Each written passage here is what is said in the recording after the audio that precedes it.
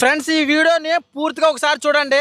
నదుల్లోని, చెరువుల్లోని, కాళ్ళలోని, సముద్రాల వద్దకు వచ్చి స్నానాలు చేయడానికి వస్తారు కదా, మిస్టేక్లోని కాలు జారి పడిపోతారు కొంతమంది. వాళ్ళు ఎలా బయటపడాలని నాకు తెలిసిన కొన్ని మా పెద్దవాళ్ళని, మా మత్స్యకారులను కనుక్కొని కొన్ని విషయాలు మీకు చెప్తున్నాను. ఫస్ట్ విషయం, భయపడకూడదు. భయపడితే అదే మీ ప్రాణాలను ఎక్కువగా తీసేస్తుంది. భయపడడం వల్ల మీ ప్రాణాలను మీరే తీసుకున్నవారు అవుతారు. ఎందుకంటే భయపడితే మనం ఏం చేయాలో మనకే తోచదు, చనిపోతాం అనే తొందరలో ఏవేవో చేస్తుంటాం. ఆ పొరపాటు మాత్రం చేయకండి. మనం ఎక్కడైతే ఉన్నామో ఆ ప్లేస్లోని నిలువుగా ఉంటాం కదా, అంటే నిలువుగా ఉంటాం కదా, ఇలా స్ట్రైట్గా. అలా అయితే ఉండకూడదు. అలా ఉండడం వల్ల కొద్దిగా కొద్దిగా కొద్దిగా లోతుకే పోతాం, కానీ పైకి అయితే రాము. ఇది ఖచ్చితంగా చెప్తున్నది గుర్తుపెట్టుకోండి. మనం ఫస్ట్ మన బాడీని స్ట్రైట్గా ఉంచకూడదు. స్ట్రైట్గా ఉంచడం వల్ల మనం ఇలా లోతుకు పోతూ ఉంటాం.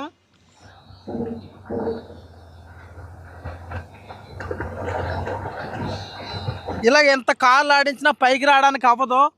అంటే ఈత రాని వాళ్ళ కోసం మాట్లాడుతున్నాను నేను, ఈత వచ్చిన వాళ్ళ కోసం కాదు.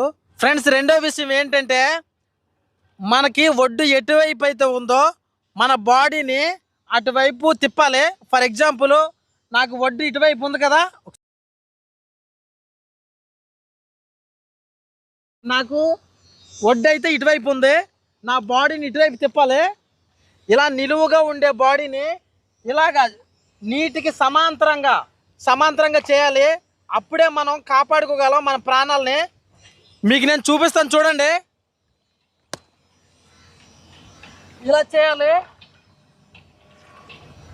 ఫ్రెండ్స్, ఫైనల్ విషయం, అతి ముఖ్యమైన విషయం ఇదే. మీరు కప్పని ఖచ్చితంగా చూసి ఉంటారు. ప్రతి ఒక్కరు ఇంచుమించు కప్ప ఎలా ఉంటుందో తెలుసు మీకు. కప్ప అంటే ఏమి లేదు, ఫ్రాగ్. మీకు తెలుసు కదా, ఫ్రాగ్ ఎలా ఉంటుందో మీకు తెలుసు. అది అన్ని జీవుల కంటే నీటిపైన అతి తేలికగా ఈత కొడుతుంది. అది ఎలా కొడుతుందో దాన్ని ఒకసారి ఊహించుకోండి. వాటర్కి ఉపరితలం మీద సమాంతరంగా ఉండి ఒడ్డువైపు ఇలాగా రెండు చేతులు రెండు కాళ్ళు ఒకేసారి గెంతుతుంది. కప్ప ఎలాగైతే గెంతుతుందో అలా గెంతితే మనం ఒడ్డువైపు వెళ్ళొచ్చు.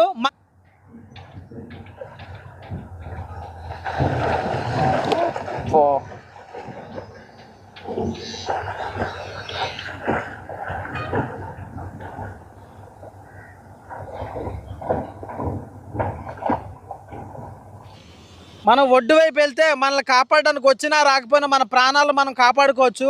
ఒడ్డుకి దగ్గరలో వెళ్ళడం వల్ల మనకి అందితే మన ప్రాణాలు మనం దక్కించుకోవచ్చు. ఇప్పటి వరకు ఈత రాని వాళ్ళ కోసం చెప్పాను, ఇప్పుడైతే ఈత వచ్చిన వాళ్ళ కోసం చెప్తున్నాను. వీడేంటి ఈత వచ్చిన వాళ్ళ గురించి చెప్తున్నాడు అనుకుంటున్నారా? అవునండి, ఈత వచ్చిన వాళ్ళ గురించి కూడా కొన్ని చిట్కాలు పాటించాలి. అది ఏంటంటే, ఎక్కువ దూరం ఈదేటప్పుడు, అంటే ఫర్ ఎగ్జాంపుల్ చూడండి, నది ఒడ్డు అటువైపు ఉంది, అంతవరకు ఈదలంటే కొన్నిసార్లు కొంతమంది ఈదకపోవచ్చు. ఈదలేనప్పుడు ఏం చేయాలంటే రెండు పాటించాలి ముఖ్యంగా. ఫస్ట్ విషయం ఏంటంటే, మనం జనరల్గా ఇలా ఈదుతాం కదా,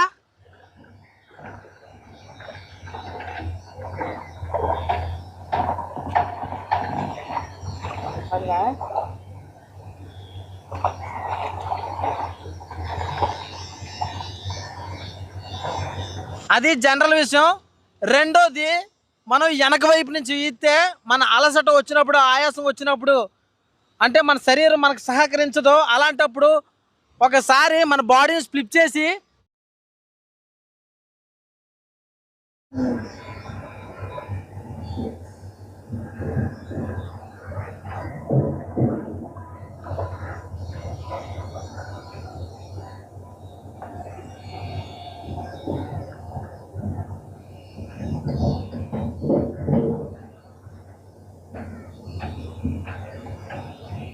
ఇలాగా తేలియాడాలి. తేలియాడితే మనకున్న ఆయాసం మొత్తం పోద్ది. బాడీని స్ప్లిప్ చేసి అలా మెల్లిగా ఈదుకుంటూ వెళ్ళొచ్చు. అప్పుడు అలసట తీరిన తర్వాత మళ్ళీ ఫ్లిప్ అయ్యి బాడీని ఫ్లిప్ చేసి మళ్ళీ ముందుకు ఈదొచ్చు. అలా ఈదడం వల్ల ఎంత దూరాన్ని ఈదొచ్చు, ఎంతసేపు అయినా ఈదొచ్చు. మన శరీరానికి అలసట అయితే రాదు. ఫ్రెండ్స్, ఇది నా ఒక్కడ అభిప్రాయమే కాదు, నాకు తెలిసిన కొన్ని మా పెద్దవాళ్ళను, మా ఊర్లో ఉన్న అనుభవజ్ఞులను, మా మత్స్యకారులను కనుక్కున్నాను కొంతమందిని. వాళ్ళు చెప్పిన విషయాలను బట్టి నాకు తెలిసిన కొన్ని విషయాలు చెప్పాను. మా వీడియోస్ నీకు నచ్చినట్లయితే నా ఛానల్ని సబ్స్క్రైబ్ చేయడం మాత్రం మర్చిపోవద్దు. Thank you for watching.